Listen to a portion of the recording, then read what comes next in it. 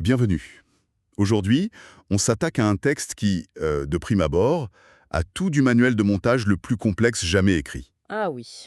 Il s'agit de la paracha Teruma. C'est un passage de la Torah qui, liste des matériaux, des mesures, des plans. Pour construire un sanctuaire mobile, le tabernacle. Exactement. Et la source qu'on va explorer, c'est une analyse qui, en fait, gratte un peu le vernis de ces instructions pour y trouver une philosophie assez vertigineuse. C'est le moins qu'on puisse dire. Ce qui ressemble à un cahier des charges d'architecte est en réalité le cheval de Troie d'une idée radicale sur ce qu'est la sainteté. Et sur où elle se trouve, surtout. Et surtout où elle se trouve, oui. Et toute la clé, en fait, se cache dans un détail minuscule. Un changement de pronom dans un seul verset. C'est vraiment ça qui lance notre analyse. C'est fou quand on y pense. Dieu ordonne de construire cet édifice et on s'attendrait à ce qu'il dise « et je résiderai en lui », donc dans le bâtiment. Logique. Mais le texte dit autre chose. Il dit « et je résiderai en leur sein », au milieu d'eux, au milieu du peuple. Et ça, ce n'est pas une petite nuance. Non, c'est un séisme. Un séisme, le mot est juste. Ce n'est absolument pas anecdotique, c'est le fondement d'une révolution spirituelle. C'est-à-dire, On passe d'une vision de la sainteté comme une qualité qui appartiendrait aux objets, une sorte de radioactivité sacrée contenue dans les pierres ou l'or, d'accord, à une vision de la sainteté comme une expérience qui se vit à l'intérieur de l'être humain.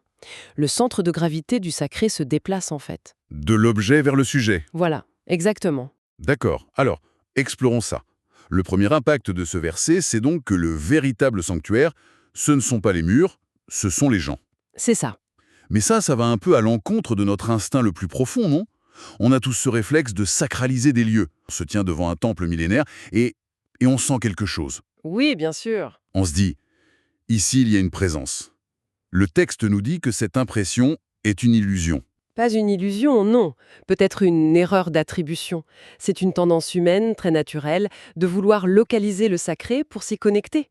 C'est plus simple. Oui, c'est plus concret. Mais ce que l'analyse suggère, c'est que ces lieux ne sont pas des sources de sainteté. Ce sont des vecteurs. Des vecteurs. Oui, pensez à une loupe. La loupe ne crée pas la lumière du soleil. Elle ne fait que la concentrer en un point pour allumer un feu. L'objet ou le lieu sacré, c'est la loupe. Je vois. Il focalise notre attention, notre intention, notre histoire collective. Mais sans la lumière, c'est-à-dire notre engagement conscient, la loupe, ça reste un bout de verre inerte, quoi. C'est une image très parlante. La sainteté n'est donc pas une propriété de l'or ou du bois du tabernacle. Non. Elle n'apparaît que lorsqu'un être humain vient interagir avec. Exactement. L'or en lui-même n'est pas plus saint dans le tabernacle que dans le coffre d'une banque. Mhm. Ce qui le change, c'est le regard, l'intention et l'action humaine. D'accord. Donc, si la sainteté n'est pas dans l'objet, si ce n'est pas un état permanent, ça change tout. Mais alors, elle est où ? Qu'est-ce que la source nous dit sur la nature de cette expérience ? Elle nous dit que le sacré n'est pas un état, mais un événement. Un événement. Oui, c'est la deuxième grande idée. La sacralité, c'est quelque chose qui se produit, qui jaillit à un instant T, et qui peut ensuite disparaître. La source utilise une formule un peu technique, mais fascinante. Elle parle d'une triangularisation invisible. Attendez. Triangularisation invisible, ça sonne un peu abstrait. Concrètement, si on décompose, ça veut dire quoi? C'est la rencontre de 3 éléments qui doivent s'aligner parfaitement pour que cet événement sacré ait lieu. Ok. Le premier sommet du triangle, c'est l'objet physique.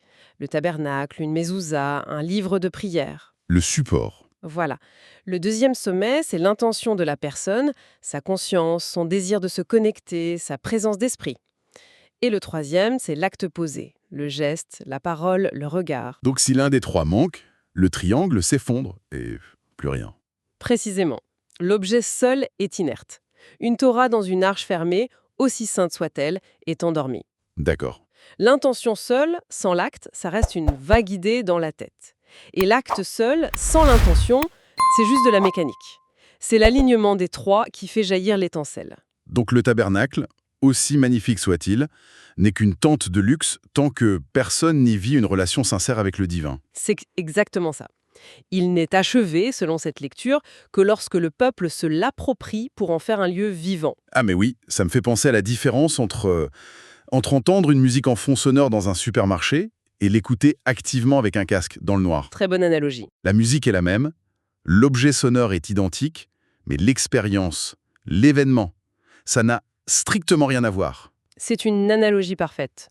Le tabernacle, c'est un instrument de musique d'une qualité exceptionnelle.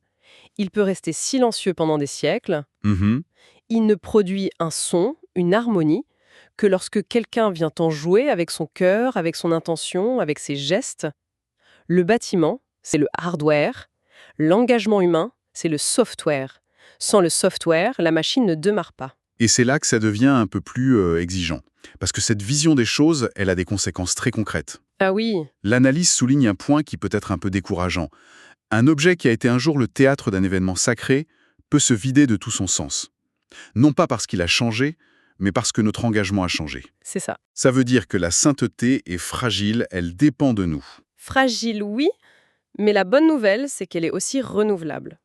Le grand ennemi de la sacralité événement, c'est l'habitude, la routine, L'automatisme. l'automatisme. Quand un acte devient automatique, l'intention s'endort, la conscience se retire et il ne reste plus que la coquille vide du rituel. Le geste est là, mais le cœur n'y est plus. Le texte donne des exemples frappants. Le premier, c'est la mezouza, ce petit boîtier sur le montant de la porte. On connaît tous ça. Au début, quand on l'installe, on y pense, on la touche avec conscience, et puis, 10 ans plus tard. La main fait le geste par pur réflexe en sortant. Exactement.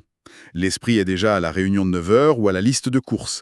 L'objet est là, le geste est là, mais l'intention. A disparu. L'événement sacré ne se produit plus. C'est un phénomène neurologique bien connu en fait. Notre cerveau est une machine à économiser de l'énergie. Il automatise. Il automatise tout ce qu'il peut. C'est très efficace pour conduire, mais c'est un poison pour la vie spirituelle. La spiritualité demande un effort conscient pour désautomatiser nos gestes, pour les réinvestir de présence. Le deuxième exemple, c'est celui du livre de prière. Oui, On peut avoir une bibliothèque remplie de livres saints, les toucher avec respect, mais si on ne les ouvre plus jamais pour y lire, pour y réfléchir, pour être bousculé par les textes, ils deviennent des objets de décoration. La forme extérieure du respect est là, mais l'âme, l'engagement intellectuel, s'est éclipsé. et le troisième exemple, c'est le Shabbat. Ah, le Shabbat. On peut suivre toutes les règles à la lettre, ne pas allumer la lumière, etc. Mais si c'est vécu comme une simple liste d'interdits, sans que ce temps soit consciemment utilisé pour se reconnecter à soi, à sa famille, Alors il ne reste que la contrainte. L'esprit du Shabbat, qui est une libération du temps, s'est perdu au profit de la forme. mais alors, une question me vient. Si tout dépend de notre intention, est-ce que ça ne rend pas tout complètement subjectif? Est-ce qu'un objet de tradition, comme un rouleau de la Torah, n'a pas quand même une charge sacrée supérieure à un simple caillou que je ramasserais par terre? C'est une excellente question et elle est cruciale. L'analyse ne dit pas que tous les objets se valent. Ah. Un objet de tradition a un avantage immense. C'est comme un chemin de montagne qui est déjà balisé. Des générations de personnes y ont investi leur intention, leur prière. Elles ont créé un contexte, une énergie collective qui facilite énormément notre propre connexion. D'accord, il y a une sorte d'héritage intentionnel. Exactement, ils nous portent. Mais, et c'est le point clé de la source, l'étincelle finale, le moment où l'événement se produit pour vous, ne peut venir que de vous. Il faut quand même faire le pas. Il faut franchir le seuil soi-même. Et à l'inverse, en théorie pure, un simple caillou peut devenir le centre d'une expérience spirituelle intense si on y investit une présence totale. C'est simplement plus difficile de créer ça à partir de rien. Je comprends mieux la nuance. On a donc cette tension permanente entre l'objet extérieur, qui est un support, et notre intention intérieure, qui est le moteur. C'est ça. Et ça m'amène à une autre question qui me taraude depuis le début. Si l'intérieur est si important, pourquoi cette obsession des détails dans la paracha? Pourquoi le texte passe un temps fou à spécifier le nombre de coudées, la couleur des tissus? Ça ressemble à de la bureaucratie divine. Oui, on pourrait le croire. À quoi bon toute cette précision matérielle si l'essentiel est ailleurs? Parce que la construction matérielle n'est pas une fin en soi. C'est une pédagogie. Une pédagogie. Oui. C'est un exercice pratique à grande échelle pour nous enseigner quelque chose sur la construction intérieure. C'est là qu'on arrive au cœur de l'analyse. L'invitation à un double chantier. Il faut construire le sanctuaire extérieur pour apprendre à devenir soi-même un sanctuaire. Donc, en nous forçant à être méticuleux avec le bois et l'or, le texte nous apprendrait à être méticuleux avec nous-mêmes. C'est tout à fait ça. Ces instructions si détaillées sont une leçon fondamentale. L'engagement spirituel n'est pas quelque chose de vague, de désinvolte ou d'improvisé. Non, Il exige du soin, de la rigueur, de l'attention aux détails. Essayez de construire une simple étagère, sans plan précis, sans mesurer. Le résultat sera bancal. De la même manière, on ne peut pas construire une vie intérieure riche sur des fondations d'à peu près. Faites une sorte de méditation en action, en fait. L'effort exigé pour l'objet extérieur est le miroir de l'effort nécessaire pour le sanctuaire intérieur. Absolument. L'acte de mesurer, de polir, de tisser force une présence totale. On ne peut pas faire ça correctement en pensant à autre chose. Cette discipline du geste extérieur forme la discipline de l'intention intérieure. Je vois. Chaque mesure précise, chaque matériau choisi est un rappel que chaque acte de notre vie peut être posé avec la même attention. Le chantier extérieur est une métaphore, une préparation pour le chantier intérieur. C'est pour ça que la conclusion de l'analyse est si forte.